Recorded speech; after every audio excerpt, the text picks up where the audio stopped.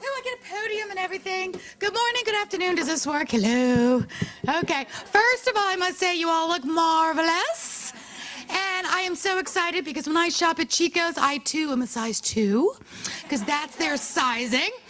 And so by a little more T-TAPP, and I'm looking to at least be a size 8, okay? Well, I have a little bit of a different premise here. You all are so gorgeous, so fit, doing so great, so excited for you. I have a couple of challenges. So what I'm going to do is I'm going to just give you hope. I don't know who this is going to touch right now, but how many of you, I see there are a couple of gentlemen in the room, lucky guys, look at this, life's tough for you, isn't it?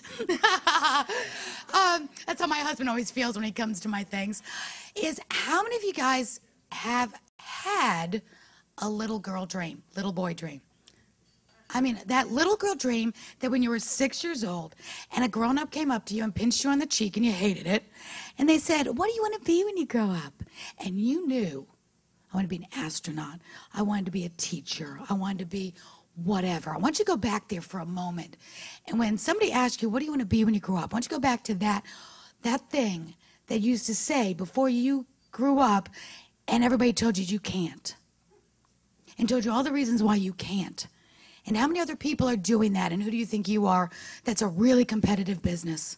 Or you want to be Miss America. But you're not tall enough. You're not thin enough. You're not good enough in school. Why don't you go back to that? And for a moment, I'm going to go there. Like that could happen to you, whatever it was. And you really have to go back to not even thinking about, gosh, I really wanted to be this. Oh, no, but I really wanted to be this. Go back there, okay? Because I'm going to give you hope for a second. Because I was born and raised at a very young age. It takes a minute to get that one, I know. It's okay. I was born and raised in New York City by a Greek tycoon, multi-millionaire, brilliant Harvard graduate, investment banker, lawyer. Didn't see him much. He was so busy making the millions.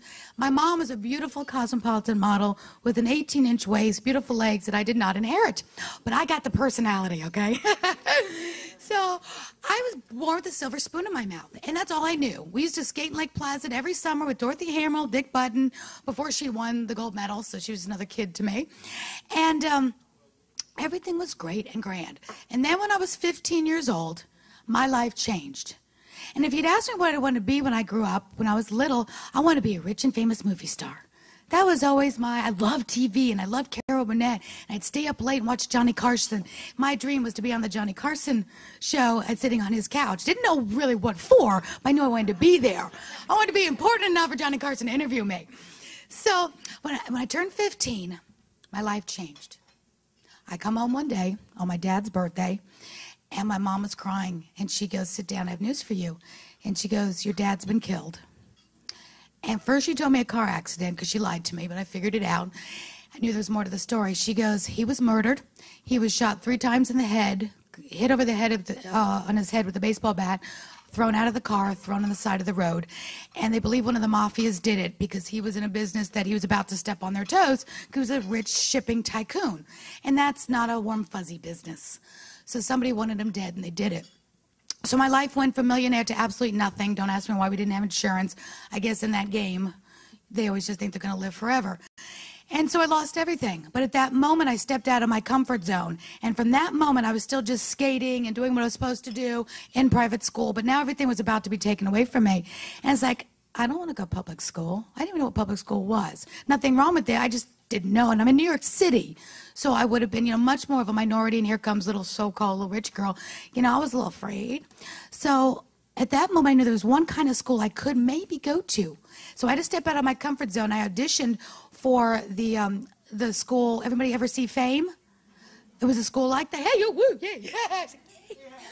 And I auditioned for it thinking, who am I to think I'm going to get in? And I did that a lot in my life. Who am I to think I could ever do this? But the one thing God gave me was tenacity to think, well, what do I have to lose? And I'll meet a lot of fun people along the way. So I auditioned because it's either that or I was going to public school in New York City. So I was like, I'm going to go audition today. And went and just had fun. Like I had nothing to lose because I really didn't. And I got in. So here I am. And the reason I could do that, I got a scholarship, so it was free for me.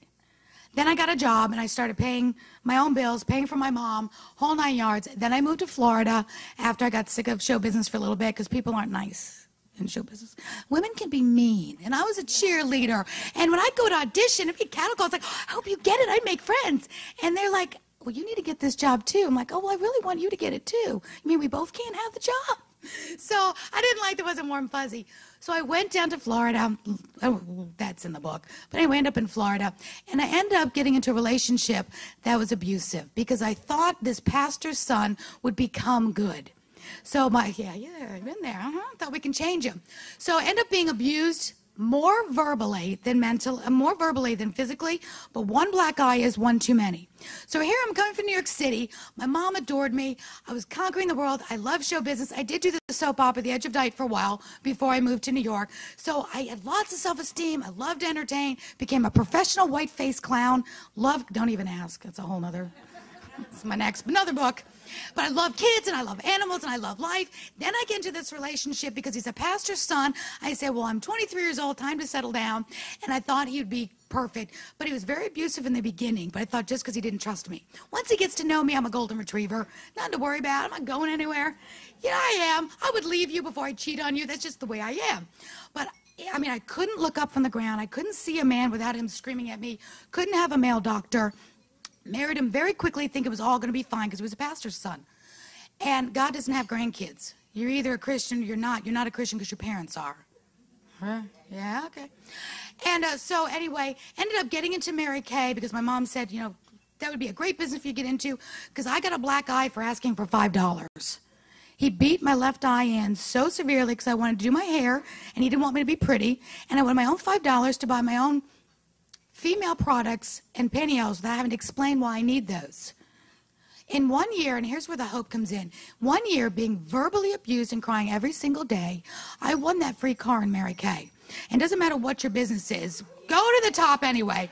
Had no intention of leaving him. I just wanted my own $5 and a car, and I went to Christian private school for my daughter because that's what I had. And he forbid me to do that because he wanted public because we pay taxes for that. So, woman on a mission. Do you agree we can do anything? We really can. So guys, just get to know that. So I was just on a mission. And I was hoping if I made more money and won the car, he'd be nice to me. Well, you know how that story ended. Anyway, but what happened was I won the car, took it to the first day of kindergarten, Christian private school, paid for by my business. Because business and making money, doing something you love and being successful builds self-esteem. And it took a lot of that, even though I was still being abused every day. So don't give me an excuse that, well, my situation's bad. Okay, mine was too. You can still pull yourself up from the bootstraps and do something that's going to build your self-esteem and make your dreams come true. So I was able and ended up with a long story on that one. Took that car, used it as a getaway car, and ran to the nearest Ritz hotel I could find. My mama didn't raise no fool. And then she came down. Anyway, it wasn't easy. He stalked me for a year. I'm not saying anything's easy. It was the best decision I ever made because it was just a few months after that my mom died of cancer. So I was alone. My best friend died, but at least I was not with that abuser because I would have never gotten away without her help and support. Maybe I would have, but that made it easier. But 2 months before she died, God brought my now husband into my life. Former stuntman, great guy, and there was one thing I knew I wanted after getting divorced. I wanted somebody that made me laugh instead of cry. And I would overlook a lot of other things. Most women, when I was a dating matchmaker, that's another book, done a little bit of everything. Yes, I matched myself up with this guy, okay. And one thing I loved about it is because we had a lot in common, and he made me laugh. And most women back then wanted a man who had a job. I wanted a man that could make me laugh and didn't make me cry. And we are married, it'll be 18 years this next year. Yay! And in 18 years, he has never made me cry. He asks me every morning, honey, what can I do for you? And he makes me coffee and brings it to me. And I do the same for him. It's a two-way street. So we're best friends. We make each other laugh and cry. And on that note, we're going to get back to that little girl, little boy dream. After that, 3 years into the marriage, now, okay, I've been through a little bit. My dad being murdered, domestic violence, all that. I think, okay, I've had my share. If hard times make you build character, I'm a hoot by now. God wasn't done with me yet. I started having chest pains. Now, here's where the health probably fits in well, because a lot of you I really need to get to know, and you need to help me. This is 1999, and I'm very much an athlete. I used to ride my bike 26 miles a day in St. Pete Beach, dancer. I was physically fit in that gym every single day, and I was having chest pains. 6 doctors over 1 year, 6 different doctors said I was fine because I looked healthy. They said I must have strained a muscle working out because Brian was a bodybuilder and kept having me push heavier weight. And I thought he was cute, so I let him do that. And finally, though, I couldn't breathe. And my mother-in-law, who's a mother-in-law from heaven, she said, why don't you come see my friend? He's a lung specialist. I'm like, really? Why do I need that? They did the lung x-ray and the blood test, and they said, you've got cancer. We don't know what kind, so we need to do surgery and open you up and find out what kind. Because it's so close to your heart, we're going to have an experienced heart surgeon do the surgery, and we'll be on the sideline. So I'm like, okay. Lots of prayer. Go into surgery, come out. Tubes coming out of my throat, out of my stomach, and the doctor's looking at me and goes, I have good news and bad news. I'm like, if I hear that one more time, okay, give me the, let's have the good news. But I couldn't say anything. He gave me the good news. He said, good news is we found your cancer. It's non-Hodgkin's. You're curable. You're going to be okay. We got it all in the surgery. Then he said, let me tell you what that means. We removed half of both your lungs, your thymus gland, the lining around your heart, disconnected half your diaphragm. Now, mind you, I'm a pink Cadillac sales director now in 1999. No emails. If you had an email, nobody else had one. Everything I did was on the phone or in person, teaching, training. And they said, we had to remove your left vocal cord nerve and you'll never speak again. I mean, I saw the faces of my family around me. I thought they were going to die. And at that moment, God told me, you're going to write a book and it's going to help people. And I would say, remember me, God, the professional clown? I don't know how to write a book. I skipped English class half the time. Now he wants me to write a book. God wants your availability, not your ability anyway. Now I tried to talk, and I said, this was my first words. I said to the doctor, will it get any better than this? And he goes, no, that's actually good. Have a nice day. And they threw me into chemo for 6 months. Well, my whole life changed because now from being an athlete to having all this gone, chest pain, scar tissue, exercising now was not fun. I didn't do it for probably 2 years until after that. And it was just, I'm always out of breath. And it was just really, really hard. But it was curable. I'm cancer-free 12 years. Yay. Now, okay, I know I only have a few minutes. Let me get to the best part. Because remember I used to tell you I should just do things because what the heck, why not? I knew I had a bigger calling. My voice started to come back. And because it came back, and the doctor said it's actually a miracle, because we didn't disconnect your vocal cord nerve, we took it out. That nerve vocal cord is not there. 700 Club got a hold of my story, and it's actually on the 700 Club as a bona fide miracle. So do expect your miracles. You have nothing to lose by expecting your miracle. Don't anybody tell you not to expect it, and you're a happier person expecting it anyway. And from there, I go to my husband, former stuntman, me, former TV, love television, said, I have a purpose with my voice. I realize a lot of people don't like to use their voice because they're shy. They'd rather pay taxes or die than be a public speaker. I love to talk. Yay, give me a microphone. So I said, I went on a book tour. I wrote the book, 7 years in the making, wrote the book. It's out there. But during that book tour, I went on the news a lot around the country. And I noticed I kept going on after these news stories about husbands shooting their families in the head, terrorists, fire, people doing really bad things. And I said, you know, I just believe in my heart there's more good people doing good things than these people on TV that are getting all the spotlight for shooting up people in movie theaters and stuff. I'm like, that's not the majority. But it's not newsworthy to help an old lady across the street.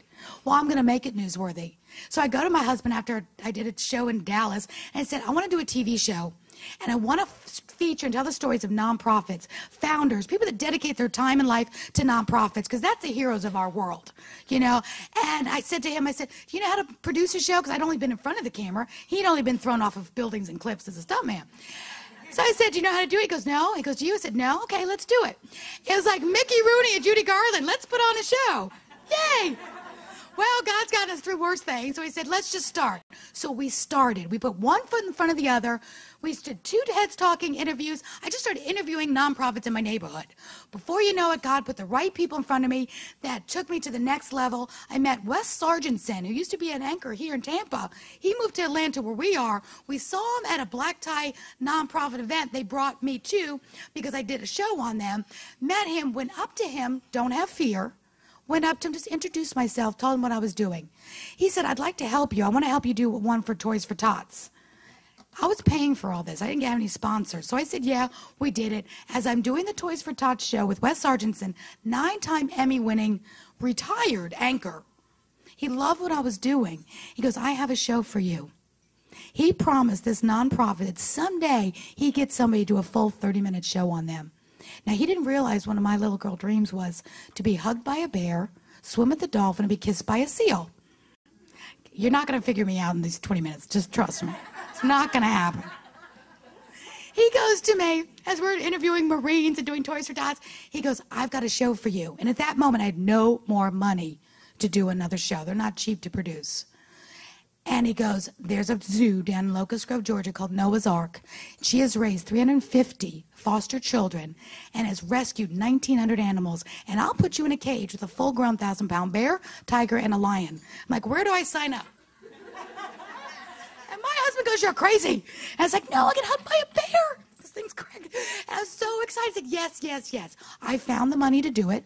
He had NBC News camera come in for like dirt cheap because they wanted to do the show. We go around for the entire day interviewing a cougar, a lion, a tiger. Yeah, they speak. Go to YouTube, you'll see what I mean. But the whole day I spent there telling their story. So I figured, well, that was a pretty good show. I enjoyed it. It was fun. Let me just submit it to our Emmys. You know, again, what do I have to lose? Once in my life, I was speechless. And that's when there was 38 nominees went in for that category for the Emmys that year. Fox, NBC Biggest Loser for the whole Southeast, all these people. I'm like, well, at least I'm just putting it in. 3 got the nomination, and I was one of them. Took me an hour to take my eye off the computer where it said I was a nominee. I thought it was a mistake. I said, this can't be for that. It has to be, they want me to be a volunteer. You know, it just couldn't be that I got nominated for something. And I'm like, Brian. And so we're looking, I'm a nominee. I'm like, okay, well, it's nice. I'll always be considered an Emmy nominee. That's fine. When I went, 12 of my friends came with me. I'm like, oh, don't come with me. I want you to see me lose on, don't come. I'm up against Fox and NBC people. I said, really?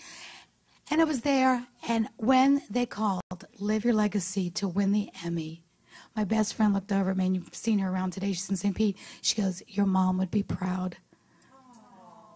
Here I am, back to the little girl dream. I know. I was like, you always, and that's my little girl dream. I always want to say I'd like to thank the Academy.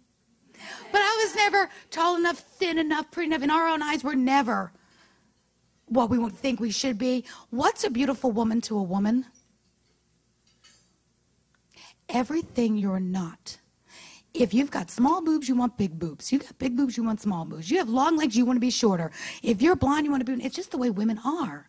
We want, oh, you're so this, you're so that. Just know you're perfect the way you are. You can get healthier, thinner, better, but you're perfect right now the way you are. And I was speechless at that moment because I knew this was God's calling for me, that I had a little girl dream, and here's the deal, and I'll be quiet, other people need to speak. I got up on that stage, and I thanked the Academy. After I thanked God, but here I am, 48 years old, after cancer, feeling fat, feeling about health-wise, but kept on doing what I needed to do to be happy, and never said perfect. No vocal cords, should not be able to speak, and I won an Emmy, my little girl dream, for having a talk show featuring nonprofits, and I wasn't a size 2, I wasn't Miss America, and I won that little girl dream with everything going against me. What's stopping you from your dreams coming true? What are you not supposed to be able to do? I challenge you to go dig that out of your back of your heart, what you really want to do, and give it a shot. Because you never know. Why is Teresa successful? She started one day to do this. How many people try to think, oh, I could never do that? Well, why not? Whatever it is you want to do, challenge you. Now, find a partner, find somebody else that believes in you to pick you up on the bad days, because you'll have them. But when you know you have a purpose, stop thinking about all the reasons why you can't or somebody else is better at it, and you go for it. And with you and friends, your faith, you can do it. So thank you so much for having me here. I hope it gives somebody hope.